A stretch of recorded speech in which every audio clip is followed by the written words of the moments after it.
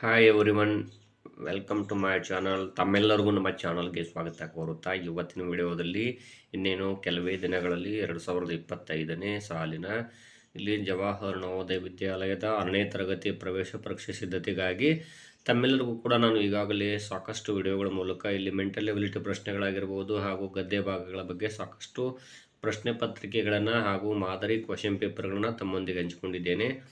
ಇವತ್ತಿನ ವಿಡಿಯೋದಲ್ಲಿ 2021ನೇ ಸಾಲಿನ ಇಲ್ಲಿ ಪ್ರಶ್ನೆ ಪತ್ರಿಕೆ, ಅದರಲ್ಲೂ ಕೂಡ ಅಂಕಗಣಿತದ ಪರೀಕ್ಷೆಯ ಪ್ರಶ್ನೆ ಪತ್ರಿಕೆಯನ್ನು ಯಾವ ರೀತಿ ಸಾಲ್ವ್ ಮಾಡಬೇಕಂತ ತಮಗೆ ತಿಳಿಸ್ಕೊಡ್ತೀನಿ. ನಾನು ಈಗಾಗಲೇ 46ನೇ ಪ್ರಶ್ನೆವರೆಗೆ ತಿಳಿಸ್ಕೊಟ್ಟಿದ್ದೆ. ಇದೀಗ 47ನೇ ಪ್ರಶ್ನೆ ಅಂದರೆ 46ನೇ ಪ್ರಶ್ನೆಯನ್ನು ಈ ಹಿಂದಿನ ವಿಡಿಯೋಗಳಲ್ಲಿ ತಾವು ವೀಕ್ಷಿಸಬಹುದು.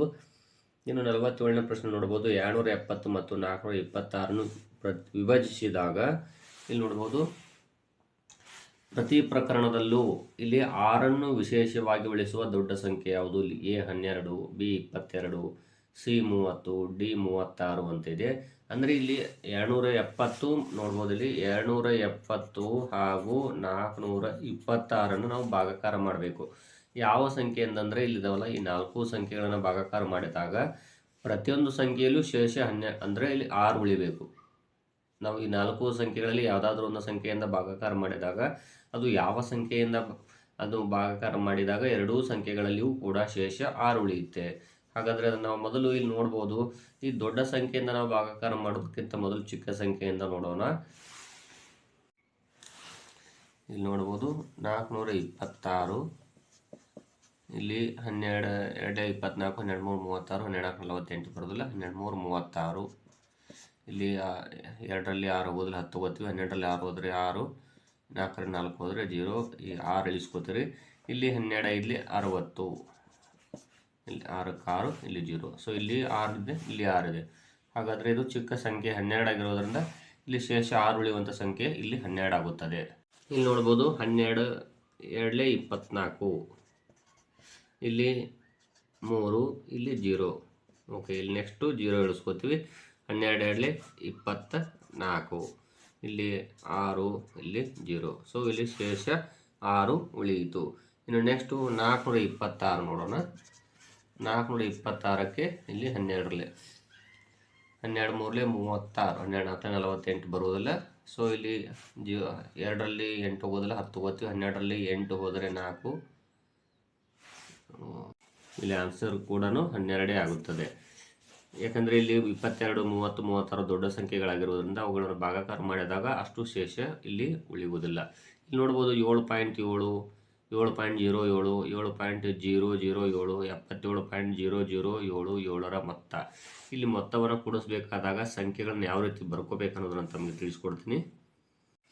ಇಲ್ಲಿ ನೋಡಿ, ಇಲ್ಲಿ 7.7 ಇತ್ತಲ್ಲ, ನೆಕ್ಸ್ಟ್ ಇಲ್ಲಿ 3 0ಗಳನ್ನು ನಾವು ಕೊಟ್ವಿ. ಇಲ್ಲಿ 7.07 ಇತ್ತು, ನಾವಿಲ್ಲಿ ನೆಕ್ಸ್ಟು 2 0ಗಳ ಕೊಟ್ವಿ. ಇಲ್ಲಿ 7.007 ಇತ್ತು, ನೆಕ್ಸ್ಟ್ 1 0 ಕೊಟ್ವಿ. ಇಲ್ಲಿ 77.007 ಇತ್ತು. ಈಗ ಕೂಡಿಸೋಣ. ಇಲ್ಲಿ ನೋಡ್ಬೋದು 7ಕ್ಕೆ 7, ಇಲ್ಲಿ 7 7 14 ಆಯಿತು.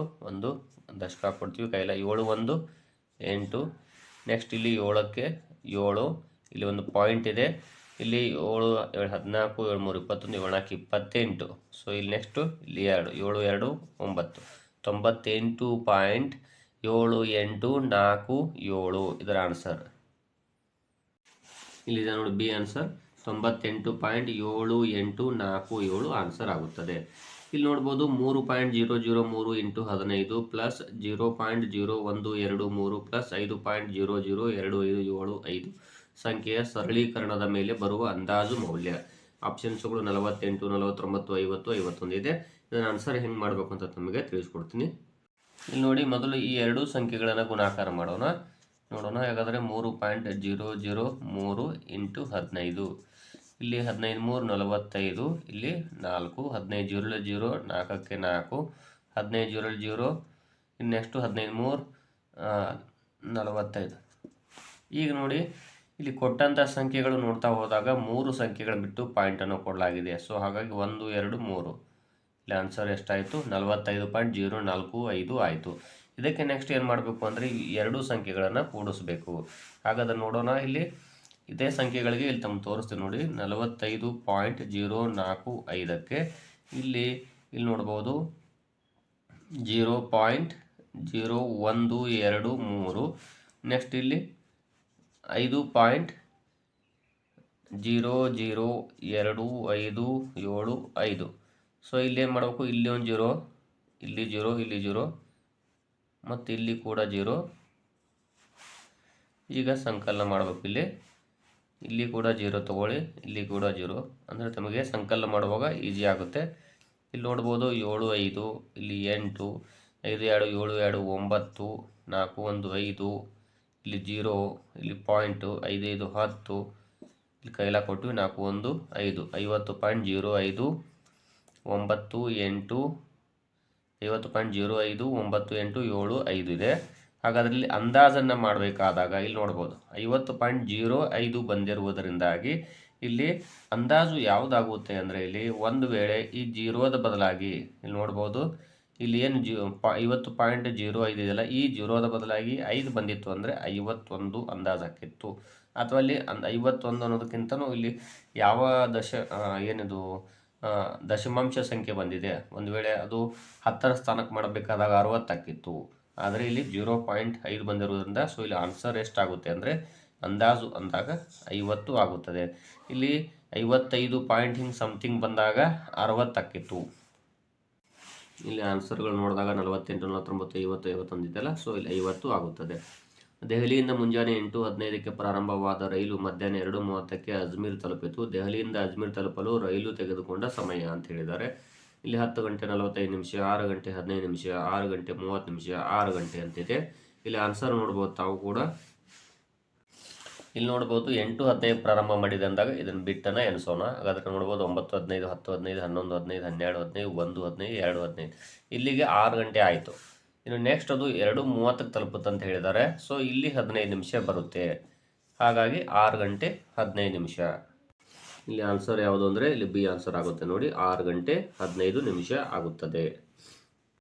ಇಲ್ಲಿ ನೋಡಿ ನೆಕ್ಸ್ಟ್ ಪ್ರಶ್ನೆ, ಒಂದು ಪಂದ್ಯವು ಅರ್ಧ ಗಂಟೆವರೆಗೆ ಇರುತ್ತದೆ. ಪಂದ್ಯದ ಒಟ್ಟು ಸಮಯದ 1/10 ಸಮಯವನ್ನು ಟೈಮ್ ಔಟ್ಗೋಸ್ಕರ ತೆಗೆದುಕೊಳ್ಳಲಾಗಿದೆ. ಟೈಮ್ ಔಟ್ಗೋಸ್ಕರ ಎಷ್ಟು ನಿಮಿಷಗಳ ಸಮಯ ತೆಗೆದುಕೊಳ್ಳಲಾಗಿದೆ? ಇಲ್ಲಿ ಎ 5 ನಿಮಿಷ, ಬಿ 3 ನಿಮಿಷಗಳು, ಸಿ 6 ನಿಮಿಷಗಳು, ಡಿ 4 ನಿಮಿಷಗಳಂತಿದೆ.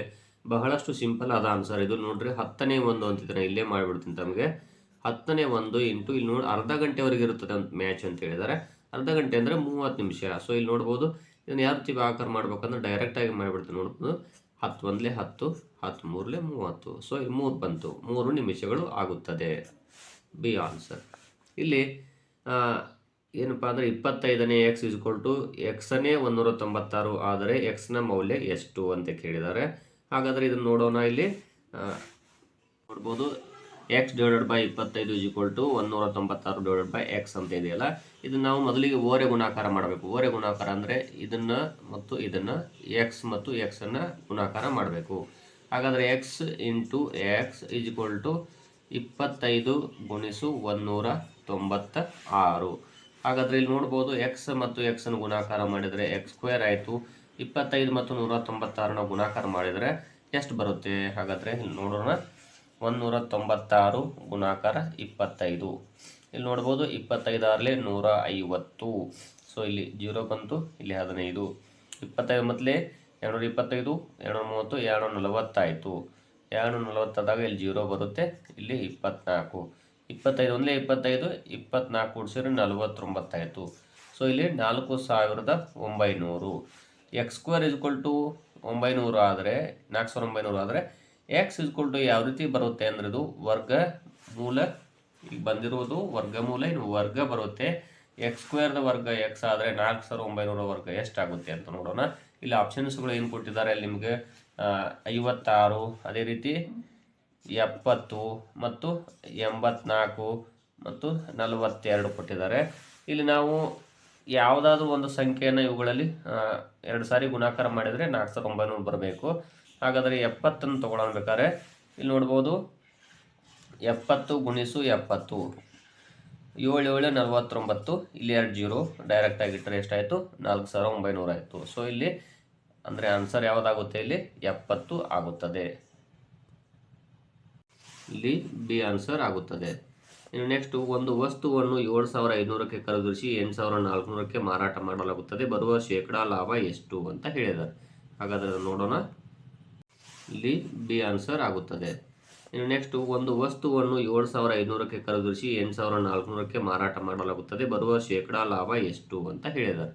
ಹಾಗಾದರೆ ಅದನ್ನು ನೋಡೋಣ. ಇಲ್ಲಿ 8,400ರಲ್ಲಿ 7,500 ವ್ಯವಕಲನ ಮಾಡಬೇಕು ಫಸ್ಟಿಗೆ.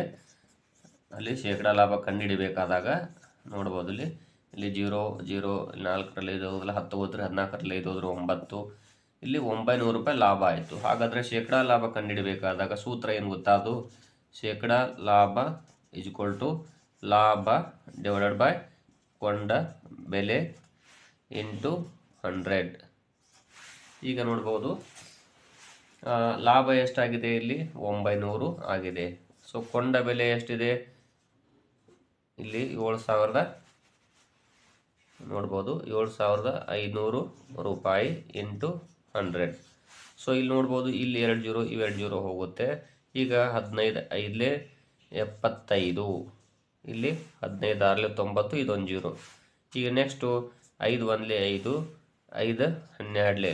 ಸೊ ಇಲ್ಲಿ ಆನ್ಸರ್ ಎಷ್ಟು ಬರುತ್ತೆ? ಹಾಗಾದರೆ 12% ಇವರಿಗೆ ಶೇಕಡಾ ಲಾಭ ಆಯಿತು. ಇಲ್ಲಿ ಆನ್ಸರ್ ನೋಡ್ತಾ ಹೋದಾಗ 8%, 10%, 12 ಮತ್ತು 10, ಇಲ್ಲಿ 7ನೇ 5% ಅಂತಿದೆ. ಇದು 12% ಆಯಿತು.